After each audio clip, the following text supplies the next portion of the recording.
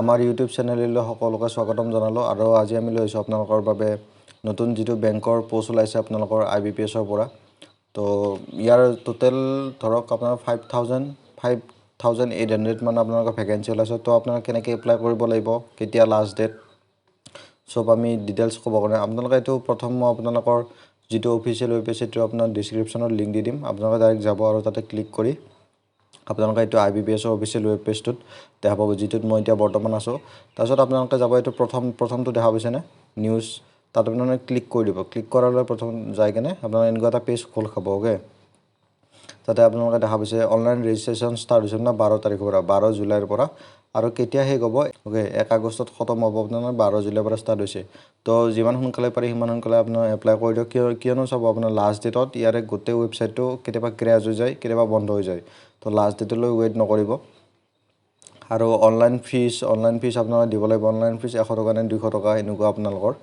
তো আপোনালোকে কিমান পোষ্ট আৰু কি ৰিকোয়াৰমেন্ট লাগে সব আমি ডিটেইলছত কবা কৰিম তো আপোনাক মই ডেসক্ৰিপচনৰ সব লিংক দি দিম আপোনালোকে তাতে যাব আৰু ক্লিক কৰিব আৰু চাই ল'ব কেনেকৈ এপ্লাই কৰিব লাগে কেনেকৈ কিমান পোষ্ট আছে তো প্ৰথম আপোনালোকে নোটিশন দেখা পাইছে মই অলপ ডাঙৰ দি দিছো তো দেখা পাইছে institute of banking personnel selection IBPS ৰ পৰা আছে নোটিশন তো আপোনালোকৰ এজ যোনটো ৰিকোয়াৰমেন্ট হয় এটো আছে ক্লাৰ্কৰ ৰিকোয়াৰমেন্ট ক্লাৰ্ক পোষ্টৰ কাৰণে আৰু ইয়াৰ ভ্যাকেন্সি কম 5000 সামথিং কে ওলাই আৰু এটো বছৰৰ হয় 2022 2023 2023 মানে কি আপোনালোকৰ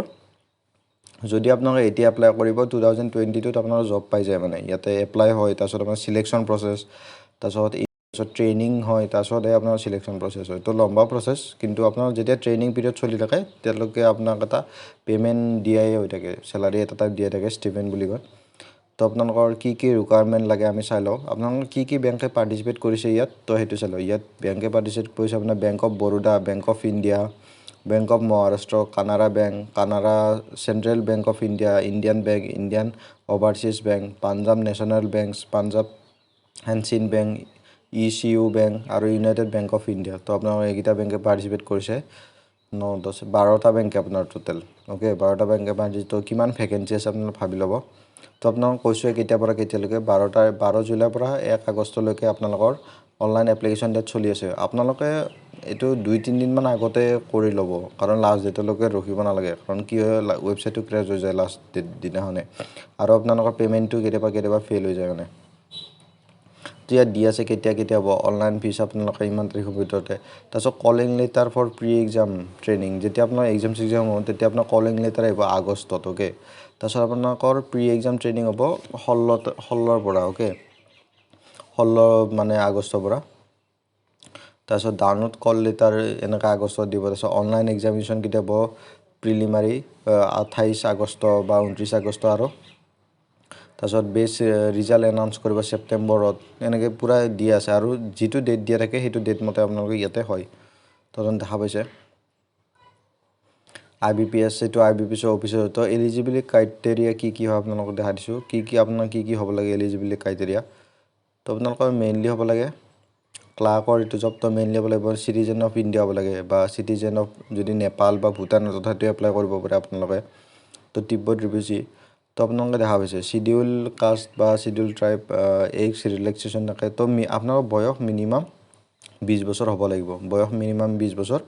আৰু ম্যাক্সিমাম হ'ব পাৰে 28 বছৰ ওকে ম্যাক্সিমাম 28 আৰু বয়স মিনিমাম 20 তো যেটো ST/SC ৰ বাবে তাৰ বাবে 5 বছৰৰ ৰিলেক্সেশন থাকে তাৰছত আপোনাৰ যদি OBC হয় 3 বছৰৰ আৰু যদি পাৰ্সোনেল হয় ডিসেবিলিটি কিবা মানে আপোনালোকৰ ডিসেবল হয় PWD তো 10 বছৰৰ ৰিলেক্সেশন থাকে যদি এক্স সাৰ্ভিসম্যান যেটো আৰ্মি ইণ্ডিয়ান আৰ্মি আৰু ইণ্ডিয়ান নেভি ইণ্ডিয়ান এয়াৰ ফোৰ্সৰ হলে প্লাস 3 ইয়াৰ আপোনাৰ ৰিলেক্সেশন থাকে তেলকৈ এপ্লাই কৰে তেলকনে বিশেষ টাইপ এটা ৰিজাৰ্ভেশন থাকে এটো জবৰ কাৰণে ওকে এটো ৰিজাৰ্ভেশনৰ কথা আমি পিছত পাতিম তেলকৈ এপ্লাই কৰিব পাৰে তো আপোনাৰ ST/SC OBC দিয়া হৈছে EWS ৰ কাৰণে ৰিজাৰ্ভেশন থাকে আপোনালোকৰ ইয়াতে তো নেক্সট টপিক লৈ হ'ব আপোনাৰ এডুকেশ্যন কোৱালিফিকেশ্যন কি লাগে তো আপোনালোকে কলেজত আপোনালোকে ইয়াতে যেটো দেখা পাইছে এডুকেশ্যন কোৱালিফিকেশ্যন আপোনাৰ ভালকে এডুকেশ্যন কোৱালিফিকেশ্যন লাগিব আপোনালোকৰ ডিগ্ৰী যিকোনো আপোনাৰ গ্ৰেজুৱেট হলে হ'ল জৰে পৰা BSc কৰক BA কৰক ইঞ্জিনিয়াৰিং কৰক বা MBA BCom কৰক তো তো আপোনালোক যিকোনো এটা গ্ৰেজুৱেট হ'লে হ'ল যিকোনো এখন ইউনিভাৰ্চিটি বা কলেজৰ পৰা আৰু আপোনালোকৰ মাৰ্কশ্বিট বা যোন ডিগ্ৰী চাৰ্টিফিকেট সেইখন লাগিব ইয়াত আপলোড কৰিব লাগিব আপোনালোকে যেতিয়া আপোনালোকে এপ্লাই কৰে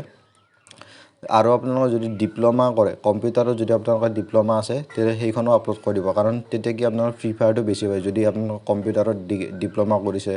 বা 6 মান্থৰ কোৰ্ছ বা 1 মান্থ মানে 1 ইয়াৰৰ কোৰ্ছ তেতিয়াহ'লে আপোনালোকৰ বেছি অলপ প্ৰিফাৰেঞ্চটো দিয়া হয় ওকে তো আপোনালোকে দেখা পাইছে কি ডকুমেণ্টছ লাগে তো আপোনালোকৰ ডকুমেণ্টছ অৰিজিনেল ডকুমেণ্টছ হ'লে মাৰ্কশ্বিট দিব লাগিব তাৰপিছত CGP কিমান হয় CGP ৰ'ব CGP মই কৈছোঁ CGP যেতিয়া আপোনালোকে আপলোড দিব তেতিয়া আপোনাৰ ইয়াৰ গাইডেন্স আছে কেলকুলেট দ্য পাৰ্চেণ্টেজ তো আপোনালোকৰ ধৰক 60% মানটো লাগে আপোনাৰ 50% 60% ইয়াৰ ৰিকুৱাৰমেণ্টে থাকে তো আপোনালোকে ইয়াক দিয়া আছে কেনেকৈ আপলোড দিব যদি আপোনাৰ 59.9 হয় তেনেহ'লে আপুনি তাতে দি দিব লেছ দেন 60 আৰু যদি 54.99 হয় তেতিয়া আপুনি গ্ৰেটাৰ দি দিব greater is less than 55 okay একদম মানে যদি অলপো কম থাকে তেতিয়া ইয়াতে ডিফেন্সৰ কাৰণে দিছে যদি আপোনালোকে এক্স সাৰ্ভিসমেন হয় তেতিয়াহ'লে আপোনালোকৰ স্পেচিয়েল ৰিজাৰ্ভেশ্যন থাকে মই আগতে কৈছোঁ যদি কিবা মানে আৰ্মিত কাম কৰিছে তেহেতে ক'ৰবাত বেলেগত কাম কৰিছে তেতিয়া ৰিজাৰ্ভেশ্যন থাকে ইয়াতে দিয়া আছে ইয়াতে আপোনালোকৰ পাৰ্চনেল ডিসেবিলিটিৰ কাৰণে এনেকৈ ৰিজাৰ্ভেশ্যন 1 আৰ্ম এফেক্টেড লেফ্ট অৰ ৰাইট 1 লেগ এফেক্টেড সেইবিলাকৰ কাৰণে এক্সট্ৰা ৰিজাৰ্ভেশ্যন থাকে তো এইবিলাকৰ বেছি টেষ্ট নহয় তো আপোনালোকৰ গাইডলাইন্স কেনেকৈ কি কৰিব ইয়াত দি আছে আপোনালোকৰ যিবিলাক ডকুমেণ্টছ দিব ভালকৈ আপলোড কৰিব আৰু আপোনালোকৰ ইয়াত চিলেকশ্যন প্ৰচেছ আৰু মানে ইয়াতে জবৰ আপোনাৰ বেছি টাইম ৰখি থাকিব নালাগে জাষ্ট এক্সাম হ'ব চিলেকশ্যন হ'ব ইণ্টাৰভিউ হ'ব ডাইৰেক্ট পষ্টিং তো টেনশ্যনো ল'ব নালাগে ইয়াতে ওকে ইকনমিকলি উইকাৰ ছেকশ্যনৰ বাবেও দিয়া আছে কি হ'ব ৰেচিডেণ্টেল 1000 স্কুৱেৰ ফিট আনিব 5 একৰ অফ এগ্ৰিকালচাৰ লেণ্ড কি লাগে আপোনালোকৰ যদি EWS চাৰ্টিফিকেট আছে তেতিয়াতো ভালে আপোনালোক চাওক ইয়াতে এক্সামত কি আহিব আপোনালোক সেইটো কথা কৈ দিছোঁ যদি আমাৰ চেনেলটো ভাল লাগিছে ছাবস্ক্ৰাইব কৰি দিব আৰু যিমান পাৰে শ্বেয়াৰ কৰি দিব লাইক কৰি দিব তো ইয়াত অনলাইন এক্সামত কি আহিব ইংলিছ আহিব plus numerical ability reasoning ability total আহিব 100 মাৰ্কছৰ ওকে তো টাইম দিয়া থাকিব আপোনাক 60 মাৰ্কছ এইটো আপোনালোকৰ প্ৰিলিমছ হয় ওকে এতিয়া প্ৰিলিমছত পাছ কৰাৰ পাছত আপোনালোকক মাতিব মেইন এক্সামলৈ মেইন এক্সামত কি থাকিব জেনেৰেল এৱাৰনেছ ফাইনেন্সিয়েল এৱাৰনেছ তাৰপিছত জেনেৰেল ইংলিছটো থাকিবই ৰিজনিং এবিলিটি থাকিব কোৱান্টিটিভ এপ্টিটিউড থাকিব আমাৰ চেনেলটোত আপোনালোকে নিউমাৰিকেল এবিলিটি ৰিজনিং এইবিলাক চব পাই যাব জিকে কোৱান্টিটিভ এপ্টিটিউড চব পাই যাব আমাৰ চেনেলটো ছাবস্ক্ৰাইব কৰিব আৰু যিমান পাৰে লাইক আৰু শ্বেয়াৰ কৰি দিব তো আপোনালোকৰ এই ছেকেণ্ডটোত মেইন এক্সামটোত কিমান মাৰ্কছ থাকিব টাইম 160 মিনিট থাকিব আৰু টোটেল মাৰ্কছ থাকিব আপোনালোকৰ 200 ওকে তো প্ৰিলিমছ পাছ কৰাৰ পাছত আপোনাৰ মেইনছ দিব লাগিব মেইনছ পাছ কৰাৰ পাছত আপোনাৰ কি হয় চিলেকশ্যন প্ৰচেছ হয় তাৰপিছত এটা ভাইবা হ'ব ভাইবাৰ পাছত আপোনালোকক ট্ৰেইনিং দিয়া হ'ব আৰু ট্ৰেইনিং পিৰিয়ডত আপোনালোকৰ এটা মানে চেলাৰী টাইপে এটা সৰু চাই এটা পাৰ্ট দি থাকিব হ'ব আৰু যেতিয়া আপোনাৰ ট্ৰেইনিং পিৰিয়ড ধৰক 6 মান্থ বা 1 ইয়াৰৰ ট্ৰেইনিং পিৰিয়ড হয় তাৰপিছত আপোনাৰ ডাইৰেক্ট জব দি দিয়া হয় ইয়াৰ দ্বাৰা চ' আপোনালোকে এইটোত বেছি ৰখি থাকিব নালাগে পাছ কৰিলে লগে চাকৰি হৈ যায় আপোনালোকে ইয়াত দেখা পাইছে কি লাগে আইডেণ্টিফিকেশ্যন ভেৰিফিকেশ্যন ডকুমেণ্টছ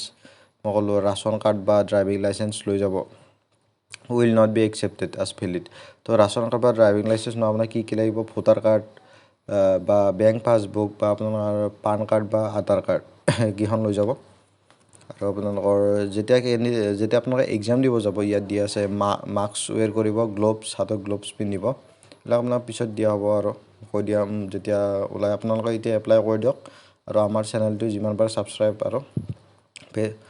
শ্বেয়াৰ কৰি দিব তো এপ্লাই কেতিয়া কৰিব 12 তাৰিখৰ পৰা 12 জুলাইৰ পৰা ষ্টাৰ্ট হৈছে অলৰেডি আজি 13 জুলাই তো 1 তাৰিখ লাষ্ট ডেট আছে আপোনালোকৰ আগষ্টৰ 1 তাৰিখ লাষ্ট ডেট তো কি এপ্লিকেশ্যনত আপোনালোকে কি লাগিব তো পাছপৰ্ট সাইজ ফটোগ্ৰাফ লাগিব ছিগনেচাৰ লাগিব থাম ইমপ্ৰেশ্যন লাগিব আপোনালোকক মানে ফিংগাৰপ্ৰিণ্ট থাম ইমপ্ৰেছত এই হেণ্ডৰাইটিং উইথ ডিক্লেৰেশ্যনখন মই তলত এটাচ কৰি দিছোঁ তলত এটাচ কৰা দিয়াৰ পাছত আপুনি তাৰ পৰা যায় কপি পেষ্ট কৰিব ওকে ইয়াতে এপ্লিকেশ্যন ফিজ কিমান হয় আপোনালোকৰ 175 ফৰ ST/SC কাৰণে আৰু 850 বাকী কাৰণে জেনেৰেল OBCৰ কাৰণে 850 আৰু ST/SC কাৰণে 175 তোমালোকে দেখা পাইছে তলত কিমান আছে আপোনালোকৰ যিবিলাক ধৰক ৰ'ব মই আপোনালোকক দেখাই দিছোঁ চেল্ফ এটাচ কেনেকুৱা এই ডিক্লাৰেশ্যনখন দেখা পাইছে ন আপোনালোকে এই ডিক্লেৰেশ্যন মই ডিক্লেৰেশ্যন দেখাই দি আছোঁ ইয়াতে তলত মই এটাচ কৰি দিছোঁ আপোনালোকে জাষ্ট লিংকটোত ক্লিক কৰক আৰু ক'ত কিমান ভেকেঞ্চি আছে দেখা পাইছে বহুত জেগাত এই এনাৰ মানে হৈছে আপোনালোকৰ এতিয়ালৈকে ইনফৰ্ম কৰা নাই ক'ত কিমান ভেকেঞ্চি আছে বাট 5800 চামথিং ভেকেঞ্চি আছে এইবাৰ তো আপোনালোকৰ অসমত কৈ দিছোঁ ক'ত চেণ্টাৰ আছে চ' অসমত চাওক ডিব্ৰুগড় গুৱাহাটী যোৰহাট শিলচৰ আৰু তেজপুৰত ভেকেঞ্চি ওলাইছে ইয়াৰ কাৰণে তো মানে ভেকেঞ্চি নহয় ইয়াত মানে আপোনালোকৰ এক্সাম চেণ্টাৰ হয় ইয়াতে এক্সাম চেণ্টাৰ আৰু মেইন চেণ্টাৰ হ'ব আপোনাৰ প্ৰিলিমছত ইয়াতে দিব পাৰিব আৰু মেইনছ যদি প্ৰিলিমছ পাছ কৰে তো মেইনছ দিব লাগিব আপোনালোকে গুৱাহাটী বা শিলচৰত দুটা অপশ্যন আছে তো আপোনালোকে সেনেকৈ আৰু ইয়াতে দেখা পাইছে ইয়াতে গোটেই ডিটেইলছ দিয়া আছে কি লাগে তো আপোনালোকে এই ডিক্লেৰেশ্যন ফৰ্মকেইখন আপোনালোকে চেল্ফ ডিক্লেৰেশ্যন আপোনালোকে কি কৰিব এই চেল্ফ ডিক্লেৰেশ্যনখন আপোনালোকে দেখা পাইছে নহয় এইখন আপোনালোকে প্ৰিণ্ট কৰি কেনে এইখন আপোনালোকে নিজৰ হেণ্ডৰাইটিঙত লিখি দি দিব অ'কে আপলোড কৰি দিব এইখন দেখা পাইছে কি কৰোঁ ইয়াতে গোটেই দিয়া আছে চেল্ফ ডিক্লেৰেশ্যন এইখন মই গোটেই এটাচ কৰি দিছোঁ অ'কে তলত আপোনালোকে লিংক ক্লিক কৰক ডিছক্ৰিপশ্যনত আৰু ডাউনলোড কৰি আপোনালোকে এপ্লাই কৰি দিয়ক valid for this year okay income চাৰ্টিফিকেটো আপোনালোকে দিব লাগিব যদি আপোনালোকে ইকনমিকেলি উইকাৰ ছেকশ্যনত পৰে এইখন তো থেংক ইউ আজিলৈ ইমানে যদি আমাৰ চেনেলটি চাই ভাল লাগিছে তেতিয়াহ'লে ছাবস্ক্ৰাইব কৰি দিব আৰু যিমান পাৰে শ্বেয়াৰ কৰি দিব আৰু লাইক কৰি দিব